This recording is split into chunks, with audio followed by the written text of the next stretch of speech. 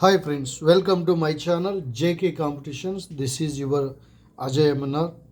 Friends, sorry for the delay. గత 2-3 రోజుల నుంచి వీడియో అప్లోడ్ చేయలేదు due to some technical reasons and personal reasons. I could not do it. Hereafter I will do regular videos. Please stay tuned to JK Competitions. ఇక నుంచి మీకు వీడియోలు రెగ్యులర్గా at least day after day alternate days regular కాకపోయినా alternate డేస్లో వస్తాయి, గమనించాలి. కొంచెం పర్సనల్ బిజీనెస్ వల్ల టెక్నికల్ ఇష్యూస్ వల్ల వీడియోస్ అప్లోడ్ చేయలేకపోయాను. Right, thank you for watching my videos, thank you for liking. ఇంకా చాలామంది ఆ వీడియోస్ని చూస్తున్నారు, అలాగే వదిలేస్తున్నారు, కానీ ఎవరు కూడా లైక్ చేయట్లేదు. If you like it, that is my inspiration. ఇంకా వీడియోస్ కూడా త్వరగా చేయాలని ఒక మోటివేషన్ అయితే నాకు ఉంటుంది. Please like my videos and subscribe. ఇంకా ఎవరైనా వీడియో చూస్తున్నవారు సబ్స్క్రైబ్ చేయకపోతే please do subscribe and share to your friends. ఇంకొక అనౌన్స్మెంట్ ఏంటంటే, please have a membership. Please join as a membership. You will get my classes and PDF format, soft copies for every chapter, and some live test I am going to conduct from next month onwards. Weekly ones I am planning. So if you want to join in live test, please join as a member to my channel. Right? So without delay our time, let us get started today's class. ఈరోజు క్లాస్లో మనము intermediate మొదటి సంవత్సరం జంతు శాస్త్రం నుంచి మనం discuss చేస్తున్నాం. అలాగే మొట్టమొదటి యూనిట్లో జీవ ప్రపంచం నుంచి మనం ఇంతకుముందు క్లాస్లో మనం డిస్కస్ చేసాం. ఇప్పుడు అదే జీవ ప్రపంచం నుంచి కొన్ని బిట్లు డిస్కస్ చేద్దాం. ఇంతకుముందు 175 వరకు మనం బిట్స్ని మనం డిస్కస్ చేసాం. 175 బిట్స్. 176 నుంచి బిట్ నెంబర్ 176 నుంచి మనం ఇప్పుడు డిస్కస్ చేద్దాం. చూడండి, వీలున్న వాళ్ళు నోట్స్ రాసుకోండి, చాలా ఉపయోగకరంగా ఉంటుంది. Right, question number 176. అన్ని విషమ పోషక బహుకణ జీవులను, అంటే బహుకణ జీవులు అంటే మనకు తెలుసు. విషమ పోషక అంటే రకరకాలైన పోషక అలవాట్లను, ఆహారపు అలవాట్లు కలిగిన జీవులను విషమ పోషక బహుకణ జీవులు అంటున్నాం. వీటన్నిటిని కూడా ఒక రాజ్యంలో చేర్చారు. ఆ రాజ్యమే యానిమేలియా రాజ్యం. 177. ఒకటి లేదా ఎక్కువ విభాగాలు కలిసి ఏర్పడే అంతస్తు. ఒకటి లేక ఎక్కువ విభాగాలు కలిస్తే అది ఒక వర్గం అవుతుంది. 178. Question number 178. సైక్లోస్టొమేటా, కాండ్రిక్తిస్, ఆస్టిక్తిస్, ఉభయచరాలు, సరీసృపాలు, పక్షులు, క్షీరదాలు మొదలైన విభాగాలను ఏ వర్గంలో చేర్చారు? 1 2 3 4 5 6 7 మొత్తం 7 విభాగాలు ఇక్కడ ఉన్నాయి. ఈ 7 విభాగాలు ఏ వర్గంలో ఉన్నాయంటే కార్డేటా వర్గము. మనం కూడా human beings belong to Chordata, right? A phylum called Chordata, or division we can say. Phylum, right. 179. జీవులలో పృష్ఠవంశం, బోలుగా ఉండే పృష్ఠ నాడీదండం, అలాగే గ్రసనీ మొప్ప చీలికలు, పాయుపరపుచ్ఛ్యం లాంటి విశిష్ట లక్షణాలు గల జీవులను ఏ వర్గంలో చేర్చారు అంటే కార్డేటాలో మొత్తం 7 విభాగాలు ఉన్నాయి. ఆ 7 విభాగాల్లో ఈ లక్షణాలను మనం చూడవచ్చు. పృష్ఠవంశం మనం చూస్తాం, బోలుగా ఉండే పృష్ఠ నాడీ భాగం మనం చూస్తాం, అలాగే గ్రసనీ మొప్పను కూడా మనం చూస్తాం, చీలికలు, పాయుపరపుచ్ఛం లాంటి విశిష్ట లక్షణాలను మనం చూస్తాం. ఇవి కార్డేటా వర్గంలో. Question number 180. సన్నిహిత సంబంధం గల ఒకటి లేదా ఎక్కువ క్రమాలు కలిసి ఏర్పడే అంతస్తు. సన్నిహిత సంబంధం గల ఒకటి లేదా ఎక్కువ క్రమాలు కలిసి ఏర్పడే అంతస్తు, దాన్ని విభాగం అంటున్నాం. Question number 181. రొడెన్షియా ఎగ్జాంపుల్ ఎలుకలు, కైరోప్టెరా ఎగ్జాంపుల్ గబ్బిలాలు, సీటేషియా ఎగ్జాంపుల్ తిమింగలాలు. కార్నివోరా ఎగ్జాంపుల్ కుక్కలు. ప్రైమేట్లు ఎగ్జాంపుల్ కోతులు, వాలిడులు, గొరిల్లా, గిబ్బన్, మానవుడు. వీటి యొక్క అనుక్రమాల ఈ క్రమాల యొక్క విభాగం ఇవన్నీ కూడా ఏ విభాగంలో చేర్చబడినాయి? ఏ విభాగం? ఇవన్నీ కూడా క్రమాలే. రొడెన్షియా, కైరోప్టెరా, సిటేషియా, కార్నివోరా, ప్రైమేట్స్ 1 2 3 4 5 ఈ 5 కూడా 5 క్రమాలను ఏ విభాగంలో చేర్చారు? ఆన్సర్ క్షీరదాలు, మ్యామల్స్లో చేర్చారు. Question number 182. వర్గీకరణలో అంతస్తు అయిన క్రమం ఎలా ఏర్పడుతుంది? వర్గీకరణలో అంతస్తు అయిన క్రమము ఎలా ఏర్పడుతుంది కదా? కొన్ని విభాగాలు కలిసి ఒక వర్గము ఏర్పడినాయి కదా. కొన్ని విభాగాలు కలిసి వర్గం ఏర్పడినాయి, కొన్ని క్రమాలు కలిసి విభాగం ఏర్పడినాయి. అలాగే ఇప్పుడు వర్గీకరణలో అంతస్తు అయిన క్రమం ఎలా ఏర్పడుతుంది? ఈ క్రమం ఎలా ఏర్పడుతుందంటే ఒకటి లేదా దగ్గర సంబంధం గల కొన్ని కుటుంబాలు కలిసి కొన్ని కుటుంబాలు క్రమాలుగా ఏర్పడతాయి, కొన్ని క్రమాలు విభాగాలుగా ఏర్పడతాయి, కొన్ని విభాగాలు వర్గముగా ఏర్పడతాయి. ఇది sequence. Question number 183. Felidae, Canidae, Hyaenidae example hyena, Ursidae example బల్లూకం అంటే ఎలుగుబంటి. ఈ కుటుంబాలను ఏ క్రమంలో చేర్చారు? చూడండి, పేర్లు చాలా విచిత్రంగా ఉండే. ఫెలిడే, డే, కానిడే, హైనిడే, ఉర్సిడే. ఇన్ని మొత్తం 4 డేస్. ఫెలిడే, కానిడే, హైనిడే, ఉర్సిడే కుటుంబాలను ఏ క్రమంలో చేర్చారు అంటే అది కార్నివోరా. కార్నివోరా అంటే అర్థం ఏంటి? కార్నివోరస్ యానిమల్స్ అంటాం కదా. ఇతర జంతువులను వేటాడి జీవించే జంతువులను కార్నివోర్స్ అంటాం.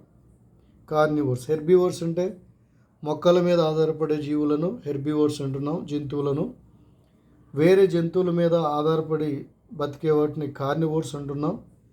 అలా కాకుండా మొక్కలు, జంతువులు రెండిటి మీద ఆధారపడి జీవించే జంతువులను ఆమ్నివోర్స్ అంటున్నాం. సరే, ఈ 4 కుటుంబాలు ఏ క్రమంలో చేర్చారంటే కార్నివోరా. Question number 184. సన్నిహిత సంబంధం గల కొన్ని ప్రజాతులను కుటుంబం అంటారు. చూడండి, పై క్రమం నుంచి రాజ్యం నుంచి విభాగము, తర్వాత వర్గము, విభాగము, క్రమము, అలాగే కుటుంబము, తర్వాత ప్రజాతి, జాతి, ఇట్లా పైనుంచి కిందకి మనం బిట్లు చూస్తున్నాం.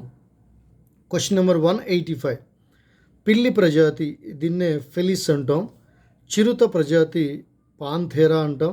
ఈ రెండు ప్రజాతులు ఏ కుటుంబానికి చెందినవి? పిల్లి ప్రజాతి ఫెలిస్, చిరుత ప్రజాతి పాంథెరా. ఈ రెండు ప్రజాతులు ఏ కుటుంబానికి చెందిన ప్రజాతులు అంటే ఫెలిడే అనే. ఈ ఫెలిడే కార్నివోరా అనే క్రమానికి చెందింది. పిల్లులన్నీ కూడా ఫెలిస్కి చెందుతాయి. అలాగే చిరుత పులులు కానీ ఇవన్నీ కూడా పాంథెరా, పులి, చిరుత, అలాగే సింహము, ఇవన్నీ కూడా పాంథెరా అనే కుటుంబానికి చెందిన ప్రజాతులు. Question number 186. నక్కలు, కుక్కలు, తోడేళ్ళు ఏ కుటుంబానికి చెందినవి? నక్కలు, కుక్కలు, తోడేళ్ళు ఏ కుటుంబానికి చెందినవి? ఆన్సర్ క్యానిడే అనే కుటుంబానికి చెందిన జీవులు. Question number 187. నమూనా ప్రజాతి పేరుకు చివర దేనిని చేర్చటం వల్ల కుటుంబం పేరు అవుతుంది? ప్రజాతి పేరుకు చివర దేనిని చేర్చటం వల్ల అది కుటుంబం పేరుగా ఉంటుంది అంటే ఇడే. చూడండి, ఇక్కడ 183లో మనం చూసాం ఫెలిడే, కానిడే, ఫెల్ ప్లస్ ఇడే, కాన్ ప్లస్ ఇడే, లైక్ హైన్ ప్లస్ ఇడే, హైనిడే, ఉర్సిడే. ఇలా ప్రజాతి పేరుకు చివర ఇడే అని చేరిస్తే దాన్ని కుటుంబం అని అంటాం. Question number 188. మానవుడు ఏ ప్రజాతి మరియు కుటుంబమునకు చెందినవాడు? మానవుడు ప్రజాతి ఏది, కుటుంబం ఏది? ప్రజాతి ఏమో హోమో, కుటుంబం ఏమో హోమోనిడే అనే కుటుంబానికి చెందినవాడు మానవుడు. హోమోనిడే. 189. నమూనా ప్రజాతికి ఏ అంత్య ప్రత్యయమును చేర్చడం వల్ల ఉపకుటుంబము ఏర్పడుతుంది. ఉపకుటుంబం చూడండి, ఇది మనం హైరార్కీలో 6 రాజ్యాల వర్గీకరణలో మనం ఈ ఉపకుటుంబాల గురించి మనం చూడలేదు. ఇప్పుడు మనం నేర్చుకోబోతున్నాం. ఉపకుటుంబం అని, అధి కుటుంబం అని, ఇలా ఇంకా అతి కుటుంబం అని రకరకాలుగా మనం పేర్లు నేర్చుకోబోతున్నాం. చూడండి, నమూనా ప్రజాతికి ఏ అంత్య ప్రత్యయమును చేర్చడం వల్ల ఉపకుటుంబం ఏర్పడుతుంది? అది ఇనే అనేది. ఇనే ప్రజాతి పేరుకి దేనిని చేర్చడం వల్ల కుటుంబం ఏర్పడుతుందంటే ఇడే అవుతుంది. ఇడేని చేస్తే కుటుంబం అవుతుంది. అదే ప్రజాతికి ఇనే అనే సఫిక్స్ని మనం చేస్తే అది ఉపకుటుంబం అవుతుంది. మానవుడు హోమోనిడే అనే కుటుంబానికి చెందినవాడు. అలాగే హోమోనినే అనే ఉపకుటుంబానికి చెందినవాడు. హోమోనినే అనే ఉపకుటుంబం మానవుడు, హోమో అనే ప్రజాతికి, హోమోనిడే అనే కుటుంబానికి, అలాగే హోమోనినే అనే ఉపకుటుంబానికి చెందినవాడు. Question number 190. ప్రజాతి పేరు చివరలో ఆయిడియా అనే అంత్య ప్రత్యయమును చేర్చడం వల్ల ఏర్పడే అంత్యస్థం. అంత్య ప్రత్యయం అంటే ఫ్రెండ్స్ ఏం లేదు, సఫిక్స్ అని మనం చెప్పుకోవచ్చు. సఫిక్స్ ఇది చేర్చడం వల్ల అది ఏమవుతుందంటే అది అధి కుటుంబం. ఇప్పుడు చూడండి, కుటుంబము, ఉపకుటుంబము, అధి కుటుంబం అని చూస్తున్నాం. ఇప్పుడు చూడండి, మానవుడిని చేర్చిన అధి కుటుంబం అదే హోమినాయిడియా. ఇప్పుడు చూడండి, మానవుడు కుటుంబం చూద్దాము. కుటుంబము హోమినిడే, అది ప్రజాతికి పైగా ఉంటుంది. ఆ హోమినిడే తర్వాత మానవుని యొక్క ఉపకుటుంబము హోమోనినే, మానవుని యొక్క అధి కుటుంబము హోమినాయిడియా. Question number 192. మానవుని యొక్క వర్గీకరణ క్రమము ఆరోహణ క్రమంలో వ్రాయండి. వర్గీకరణ అంటే రాజ్యము ఆరోహణ అంటే కింద నుంచి పై వరకు,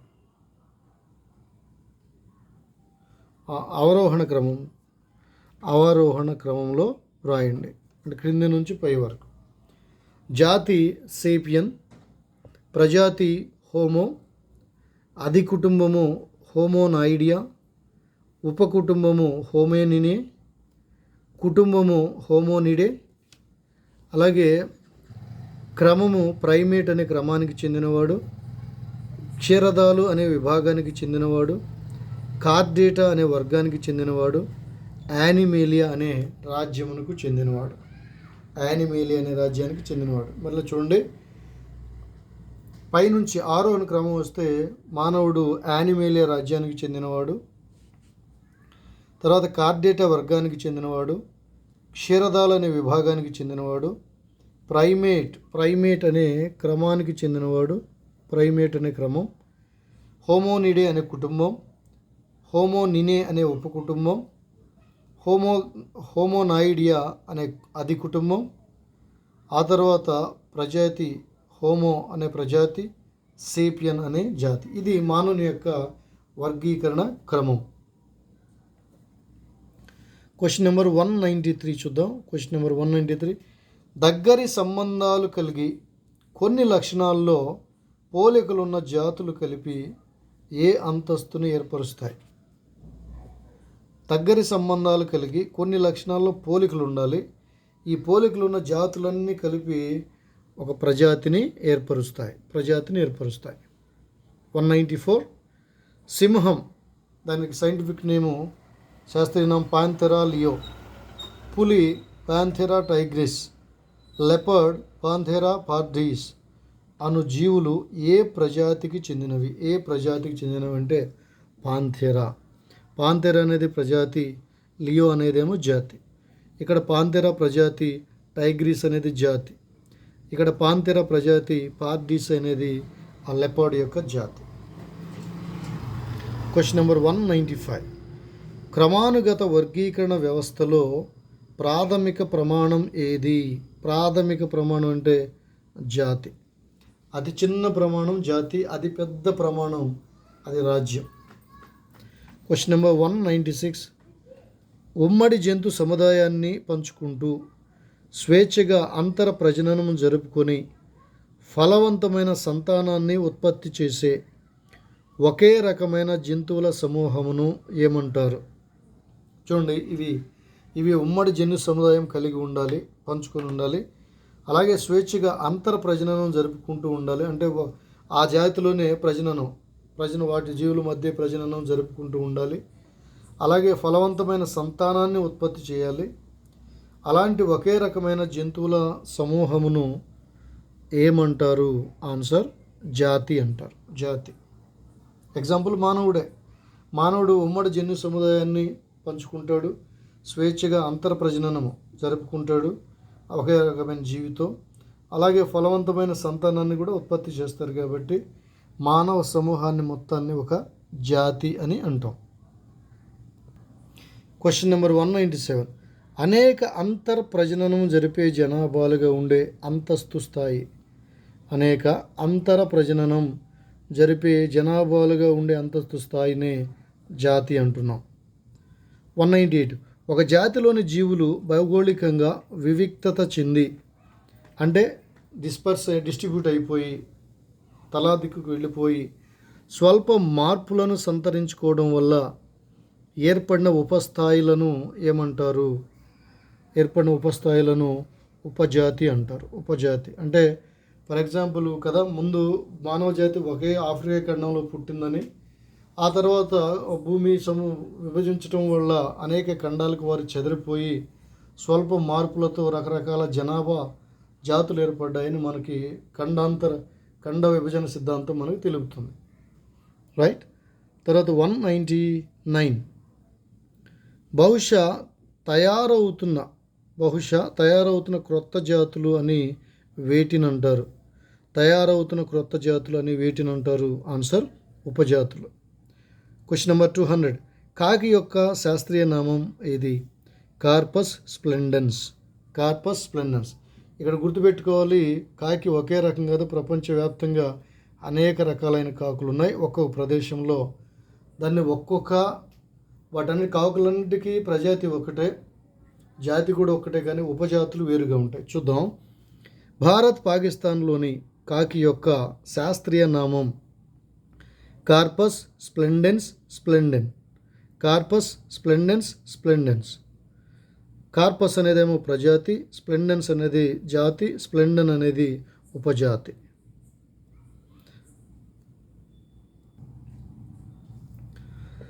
కార్పస్ స్ప్లెండెన్స్ స్ప్లెండెన్స్.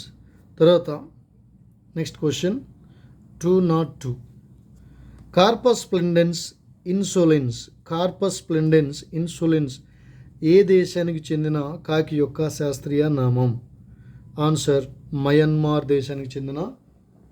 చూడండి, ఈ కాకులన్నిటికీ జాతి ప్రజాతి ఒకలాగే ఉన్నాయి, ప్రజాతి జాతి, కానీ ఉపజాతి మాత్రం వారికి మారుతుంది. 203. శ్రీలంక దేశపు కాకి యొక్క శాస్త్రీయ నామం ఏది? Answer Corvus splendens protegatus. Corvus splendens protegatus. Question number 204. జంతువులకు ఒక నిర్దిష్టమైన శాస్త్రీయమైన పేరు పెట్టే పద్ధతిని ఏమంటారు? ఆన్సర్ నామీకరణ. 205. జీవుల నామీకరణ ఏ నియమావళిని అనుసరించి జరుపుతారు? జీవుల నామీకరణ ఏ నియమావళిని అనుసరించి జరుపుతారు? అంటే ప్రతి కనుగొన్న జీవికి ఎలా పడితే అలా పేరు పెట్టడం కాదు ఫ్రెండ్స్. దానికి ఒక సిద్ధాంతం ఉంటుంది, దానికి ఒక ప్రాసెస్ ఉంది, దానికోసం ప్రత్యేకంగా ఒక సంస్థే ఉంది. ఆ సంస్థ పేరే అంతర్జాతీయ జంతు నామీకరణ, ఇంటర్నేషనల్ నామెన్క్లేచర్, యానిమల్ నామెన్క్లేచర్ అనేది ఒక సంస్థ అనేది ఉంది, నియమావళి ఉంది. Now the last question for today's class. దానికి ముందు ఒక చిన్న అనౌన్స్మెంట్. ఫ్రెండ్స్, ఇంకెవరైనా మెంబర్షిప్ జాయిన్ అవ్వాలనుకున్న వాళ్ళు దయచేసి జాయిన్ అవ్వండి. సో జాయిన్ అవ్వడం వల్ల మీకు ఉపయోగాలు కూడా నేను చెప్పాను. So thanks for watching. Please leave your comments, leave your suggestions if anything you want to suggest to me. Okay, last question. Linnaeus వర్ణించిన బైనామియల్ నామీకరణను ఏమంటారు? లిన్నేయస్ వర్ణించిన బైనామియల్ నామీకరణను ఏమంటారు? ఆన్సర్ ద్వినామ నామీకరణ అంటారు. ద్వినామ నామీకరణ అంటారు. సో ఇది మై డియర్ ఫ్రెండ్స్ ఈరోజు class. Thanks for watching. Have a nice day.